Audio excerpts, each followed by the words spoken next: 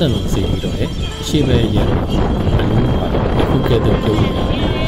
ရှာရှာပြီးနေတာပါဘေးပတ်ဝန်းကျင်ကဘလူးများမျက်နှာမဲနေပေမဲ့ဆိုပါရှိရရှိပြီးတော့အမဆုံးပြုံးနေကြပါတယ်ဒုဘလူးရဲ့မျက်နှာကိုပြန်ဆရာတွေကအချိန်ချင်းပြင်ဆင်ထားပြီးနောက်တနေ့ရောက်လေယခုကဲ့သို့ပြုံးတဲ့ပုံအမှန်ပေါ်လာမယ်လို့ကြားသိရပါတယ်